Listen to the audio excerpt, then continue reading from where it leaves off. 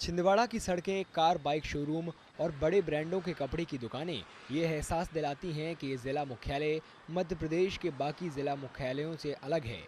यही कारण है कि कांग्रेस पूर्व मुख्यमंत्री कमलनाथ की विकासवादी छवि बनाने के लिए छिंदवाड़ा विकास मॉडल को बढ़ावा दे रही है।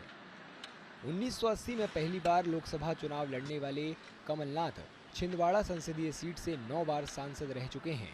2018 में मध्य प्रदेश का मुख्यमंत्री बनने के बाद उन्होंने ये लोकसभा सीट छोड़ी और अब उनके बेटे नकुलनाथ यहां से सांसद हैं। नकुलनाथ और उनकी पत्नी प्रियानाथ छिंदवाड़ा में कमलनाथ के अभियान का नेतृत्व कर रहे हैं, जो विकास पर केंद्रित है। मध्य प्रदेश में कांग्रेस की सरकार थी और कमलनाथ जी मुख्यमंत्री थे और यहाँ बहुत सारे विकास योजना लाए गए। अब अगर हम अपने मेडिकल कॉलेज की बात करें, हम अपने छिंदवाड़ा यूनिवर्सिटी की बात करें, हम अपने सिंचाई योजनाओं के बारे में बात करें, सब की जो राशि स्वीकृत हुई थी उन सबको कैंसिल कर दिया गया और अगले महीने कांग्रेस की सरकार दोबारा से आएगी और दुगनी रफ्तार से हम छिंदवाड़ा का विकास करेंगे। मुख्यमंत्री बनने के बाद कमलनाथ ने छिंदवाड़ा विधानसभा सीट से उपचुनाव लड़ा और बीजेपी उम्मीदवार विवेक साहू बंटी को लगभग 26,000 मतों से हराया था। आगामी विधानसभा चुनावों में कांग्रेस ने सीएम फेस के तौर पर एक बार फिर कमलनाथ को इसी सीट से उम्मीदवार बनाया है। वहीं बीजेपी ने भी इस सीट पर बंटी साहू को फिर से चुनाव मैदान में उतारा है। लिहाजा आगामी चुनाव में कमलनाथ और बंटी साहू के बीच कड़ा मुकाबला होने की उम्मीद है।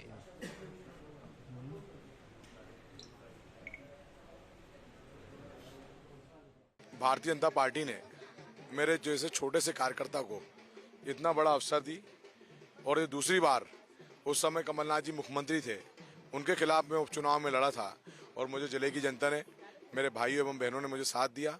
मेरे आदिवासी बहनें यहाँ पर खड़ी हैं, इन लोगों ने मुझे साथ दिया और 90,000 वोट मुझे कमलनाथ जी के खिलाफ उस समय जनता ने दिए। पिछला उपचुनाव हारने के बाद भी बंटी साहू छिंदवाड़ा में लगातार सक्रिय रहे हैं। वो छिंदवाड़ा में बदलाव की अपील करते हुए घर घर जाकर प्रचार कर रहे हैं और मतदाताओं से बातचीत कर रहे हैं। नेता वो होता है जो लोगों के कल्याण के लिए काम करे।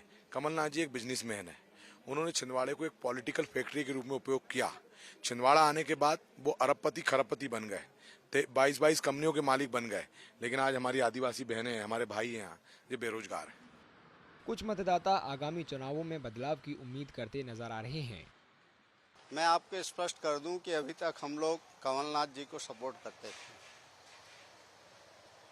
पर पिछले 5 साल में देखा गया है और खासकर कोरोना काल में जो काम बंटी साहू ने किया है, हर घर में जाके या पीड़ित घरों में जाके सबसे मिलना और जो भी यथासंभव हो सके सहयोग करना। डेवलपमेंट मेन चीज़ें हैं। बाकी बीजेपी की गवर्नमेंट से अभी तक तो खुश हैं, कहीं से कहीं तक कोई दिक्कत नहीं है। कमलनाथ जी का 70 साल का विकास देख चुके हैं हम लोग। अब एक हाथ चांस बंटी भैया को दिया जाए।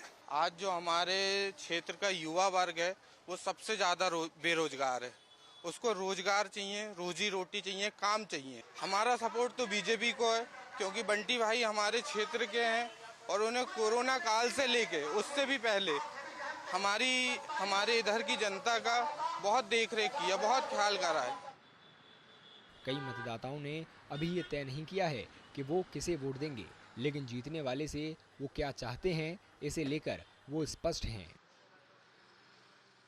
लोगों से और नेता लोगों से यही कहना चाहता हूँ, यहाँ ज़्यादा से ज़्यादा रोजगार के लिए एक फैक्ट्री खोल दी जाए या रोजगार के लिए और नए अवसर या नए कोई भी जो भी योजना है वो लेके आया जाए और एजुकेशन के लिए योजना लेके आया जाए। कोई भी जीते अपने यहाँ से, ऐसा नहीं कि जनता जीते, कांग्रेस जीते, कोई भी जीते, यहाँ पर मतलब लेडी बच्चों के लिए काम खुलना चाहिए छिंदवाड़ा जिला में। और पहली बात क्या है, जैसे पंचायत के लिए सरकार ने ये योजना निकाली मकान की सेक्शन के लिए, ऐसे नगर पालिका के लिए भी निकालना चाहिए, तो सब लोग सहमत रहे उस चीजों में। बीजेपी कमलनाथ को उनके गढ़ में चुनौती देने के लिए कोई कसर नहीं छोड़ रही है। इस संसदीय क्षेत्र की सभी 7 विधानसभा सीटें अभी कांग्रेस के पास हैं। बीजेपी ने अपने कुछ सबसे प्रमुख नेताओं को यहां प्रचार के लिए उतारा है, जिनमें अमित शाह, नितिन गडकरी, गिरिराज सिंह और स्मृति ईरानी जैसे केंद्रीय मंत्री शामिल हैं। जहां कमलनाथ अपने चुनाव अभियानों में छिंदवाड़ा जिले की छवि बदलने का दावा कर रहे हैं, वहीं बीजेपी क्षेत्र में विकास की कमी और बेरोजगारी के मुद्दे पर उन्हें चुनौती देना चाह रही है।